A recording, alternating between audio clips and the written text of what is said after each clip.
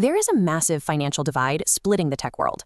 On one side, you have mountains of cash locked inside a pristine ecosystem vault. On the other side, a fiery, cash-burning fight for sheer survival against an absolute tidal wave of Chinese manufacturing. Take Tesla. They recently reclaimed the #1 electric vehicle crown, which sounds like a victory, yet they are actively hoarding unsold cars on lots and staring down negative cash flow. Wall Street is sweating because Tesla is burning billions in capital just to keep its head above water in a market it practically invented. Meanwhile, Apple is generating record-breaking wealth simply by selling slight iterations of the exact same smartphone they've been making for over a decade. How did the tech industry divide into these two extreme realities, the efficiency of a money printer versus the desperation of a cash furnace? Let's look at Apple's first quarter financials. In just 3 months, they pulled in $143.7 billion in total net sales. Out of that top-line number, they extracted $42 billion in pure net income.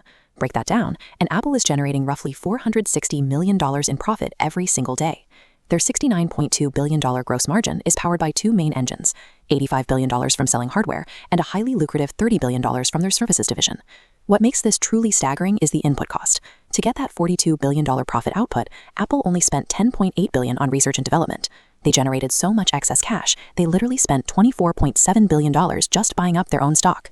With $158.1 billion in current assets sitting on their balance sheet, Apple has built an impenetrable financial fortress by flawlessly monetizing the present.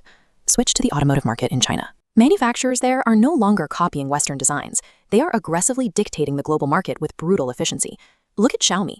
A company known for smartphones seamlessly pivoted to electric vehicles and immediately upended the space. This chart shows premium EV delivery numbers in the Chinese market. Notice the Xiaomi SU7 line crossing straight past the Tesla Model 3, delivering 381,000 units and actively beating Tesla in the premium segment. Zoom out further and you see BYD's overwhelming volume pushing over 700,000 vehicles. The EV has rapidly been commoditized into a smartphone on wheels. This is the hardware trap. If you build physical products without an inescapable software ecosystem locking your users in, you will eventually be crushed by superior, cheaper manufacturing at scale. Tesla sees this manufacturing wall closing in. Their reaction is to step away from the EV volume war and bet the entire future of the company on AI and robotics. To fund this pivot, they have committed to a massive $25 billion capital expenditure plan, a bill so heavy it is plunging their free cash flow into the red. The centerpiece of this desperate gamble is the Optimus humanoid robot. Tesla is bleeding cash today to try and own the future of humanoid labor because the hardware war of the present is already over. The tech landscape is now split into two distinct models, the serene, automated wealth extraction of a monopoly and the frantic, endless race to invent the next big hardware concept. Being the first to pioneer a hardware revolution is meaningless if you cannot lock those users into a closed ecosystem. Apple's ecosystem allows them to spend a minimal amount on R&D to yield a massive $42 billion profit. Tesla's reliance on hardware forces them into a frantic cash burn just to survive.